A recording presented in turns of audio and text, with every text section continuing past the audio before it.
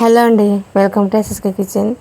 ఈరోజు నేను చేయబోయే రెసిపీ తాజా నెయ్యి అండి. అది కూడా పల్లెటూరు స్టైల్లో చేసి చూపిస్తానండి. అందరూ పల్లెటూరులో ఎలా కాస్తారో చాలా వివరంగా ఈ వీడియోలో మీకు చేసి చూపించానండి.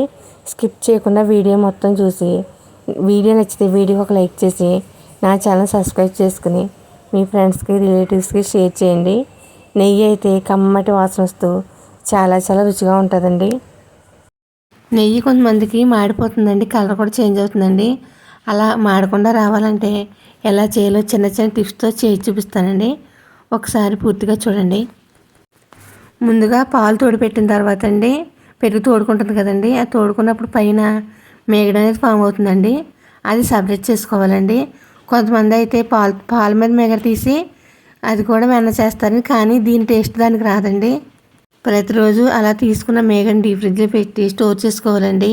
ఒక 10 రోజుల తర్వాత ఫ్రిడ్జ్లో తీసి బయట పెట్టి రూమ్ టెంపరేచర్ వచ్చే వరకు కూడా బయట ఉంచాలండి. మేగడ మొత్తం రూమ్ టెంపరేచర్కి వచ్చిన తర్వాత అండి ఆ మేగడని ఒక మిక్సీ జార్లో వేసుకునండి మిక్సీలో గ్రైండ్ చేసుకోవాలండి. అలా మిక్సీలో గ్రైండ్ చేస్తున్నప్పుడు ఒక 2 చెంచాల వాటర్ కూడా వేసుకోవాలండి. అలా మిక్సీలో 1-2 సార్లు తిప్పితే వెన్న అది వచ్చేస్తుందండి. చాలా ఈజీగా సింపుల్గా వచ్చేస్తుందండి, పెద్దగా కష్టపడక్కర్లేదండి. ఇలా తీసుకున్న వెన్న ముద్దని నీటిలో వేసుకోవాలండి. నేను ఆల్రెడీ కూలింగ్ వాటర్ తీసి బయట పెట్టుకున్నానండి. ఆ కూలింగ్ వాటర్లో వేసుకోవడం వల్ల ఏమవుతుందంటే వెన్న అనేది ఇంకా గట్టి పడుతుందండి.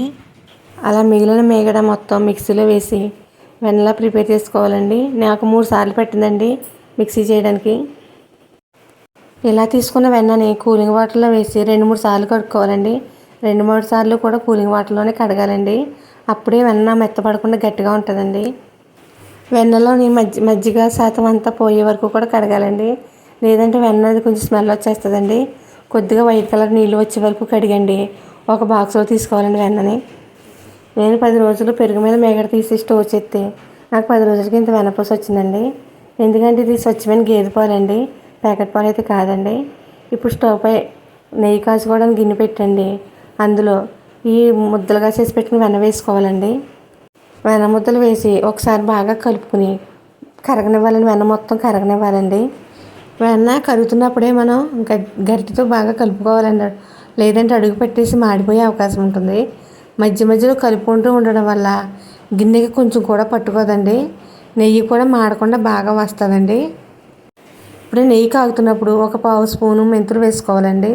ఆ మెంతులు వేయడం వల్ల నెయ్యి మంచి ఫ్లేవర్ వచ్చి చాలా కమ్మగా ఉంటుందండి. నెయ్యి కాగుతున్న టైంలోనే 80% నెయ్యి కాగిపోయిన తర్వాత మునగాకు తీసుకోవాలండి. మునగాకు తీసిన శుభ్రంగా కడిగి కాగుతున్న నెయ్యిలో వేసుకోవాలండి. అలా వేసుకోవడం వల్ల అలా వేయటం వల్ల గోమర్రు అంటారు కదండి, అది నెయ్యి నుంచి తొందరగా సపరేట్ అయిపోద్దండి. అలాగే నెయ్యికి మంచి ఫ్లేవర్ వస్తుంది, ఎక్కువ రోజు నిల్వ ఉంటుందండి. రుచి కూడా బాగుంటుందండి, కలర్ కూడా చాలా బాగుంటుందండి మునగాకు వేయటం వల్ల. ఇది తప్పనిసరిగా మా ఏరియాలో మునగాకు మెంతులు అనేది ఖచ్చితంగా వేస్తారండి నెయ్యి కాచేటప్పుడు. నెయ్యి మాత్రం గరిటెతో కలుపుకుంటూ సైడ్లో పట్టుకుంటే అది గరిటెతో గోకేస్తూ ఉండాలండి, లేదంటే అడుగు మాడిపోద్దండి.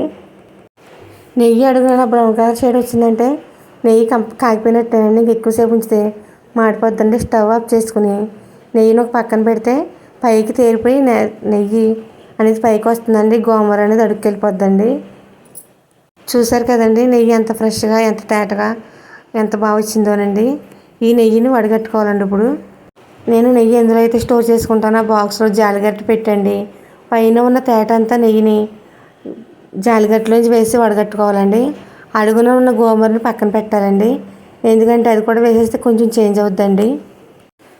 అందులో ఉన్న చిన్న బ్రౌన్ కలర్ పార్టికల్స్ ఏమైనా ఉంటే ఈ నెయ్యిలో దిగిపోయి కొంచెం కలర్ అది బాగోదని చూడడానికి. ఇప్పుడు చూడండి ఒకసారి, అడుగున అస్సలు పట్టలేదండి, మొత్తం సపరేట్ అయిపోయిందండి గోమర్రు.